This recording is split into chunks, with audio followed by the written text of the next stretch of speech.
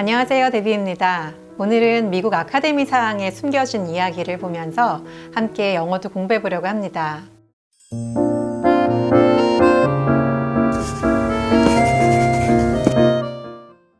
The Academy Awards, popularly known as the Oscars. 오스카상이라고 대중적으로는 더 알려져 있는 이 상은 1929년에 처음으로 시상식을 했다고 해요. 저는 이 아카데미상과 오스카상이 다른 건 줄 알고 잠깐 착각했던 예전 어린 시절도 있었거든요.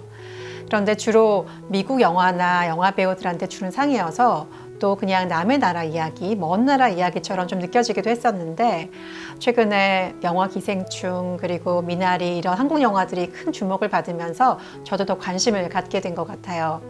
그러면 이 오스카라는 애칭은 어떻게 붙여진 걸까? It's a story lost to lore. lore라는 단어는 구전, 구비설화 이런 단어거든요.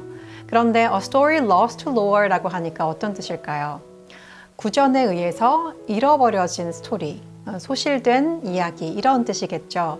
그러니까 어딘가에 정확하게 적어놨으면 그 유래가 정확할 텐데 그냥 입에서 입으로 구전되다 보니까 어느새 사라진 그런 이야기가 된 거예요.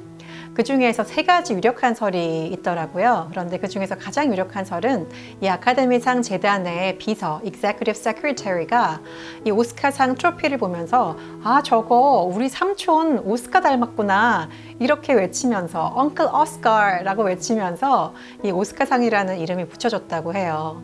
그래서 지금은 정말 권위 있는 상처럼 느껴지는 이 오스카상이 그냥 삼촌 이름에서 유래됐다고 하니까 좀 허무하긴 한데요. 이것도 정확한 이야기는 아니라고 합니다. 그러면 이 오스카상에서 최초로 상을 받은 유색 인종 배우는 누구일까? 기억하실 수도 있는 장면인데요. Gone with the Wind, 바람과 함께 사라지다라고 하는 이 영화에서 비비안 리의 허리를 잘록하게 만들기 위해서 코르셋을 잡아당기는 그 흑인 유모, 이분이 최초로 흑인 배우로서 오스카상을 탔다고 해요. 이게 1940년의 일인데요. 이 당시에는 굉장히 엄격한 인종 분리 정책이 있었던 시절이었어요. Strict Racial Segregation Policy라고 하죠. 그래서 호텔에 들어가기도 어려운, 이 시상식이 열린 호텔에 들어갈 수도 없는 그런 상황이었다라는 거예요. 그래서 감독이 이 호텔하고 여러 차례 커뮤니케이션을 해서 겨우겨우 이 시상식이 거행되는 호텔에 들어갈 수 있었다고 해요. 그런데 거기에 들어가서도 다른 배우들하고는 같이 합석하지 못하고 이 홀의 가장 뒤에서 이렇게 떨어져서 이렇게 시상식에 참여했던 그런 슬픈 역사가 있다고 합니다. 그리고 이 아카데미상에는 항상 보도를 할 때 The Snubs and Surprises라고 하는 부분이 들어가요. 이게 뭐냐면 snubs라는 건 모욕, 수치, 거부를 당함 이런 뜻의 단어거든요.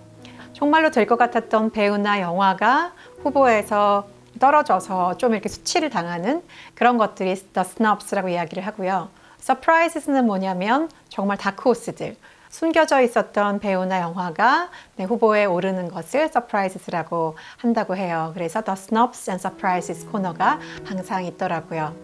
이번에 영화 미나리는 이 Surprises 코너에 들어간 거죠. Many were hopeful and even betting that Yoon Yo-jung, who plays an eccentric grandmother in Lee Isaac-chung's moving family drama Minari, would earn a nomination for Best Supporting Actress. 많은 사람들이 정의사 감독의 감동적인 가족 드라마 미나리에서 별난 할머니 역을 맡은 eccentric grandmother이라고 표현했네요. eccentric이라는 단어는 별난, 괴짜의 이런 뜻이죠. 이 역을 맡은 윤여정 배우가 여우조연상 Best Supporting Actress 후보에 오르는 것을 희망하기도 하고 심지어 내기를 하기도 했대요. 여우조연상은 Best Supporting Actress라고 영어로 표현합니다. 스포츠에서는 주로 어시스트라는 단어를 사용하는데 영화에서는 supporting이라는 단어를 사용해요. 별난 할머니라고 표현했는데 eccentric. 그런데 어쩌면 한국 사람들이 보기에는 너무 익숙한 장면들이 많아서 오히려 폭소가 터졌던 것 같아요, 저는. But leading into Monday morning's nominations announcement, it began to look more like a maybe than a shoo-in with Foster and others gaining momentum. 그러나 월요일 아침에 후보 지명 발표가 가까워 오자 조디 포스터와 다른 배우들이 탄력을 받으면서 쉽게 선정될 후보라기보다는 shoe-in이라는 단어가 나오죠. 쉽게 우승할 사람이라는 그런 뜻이래요.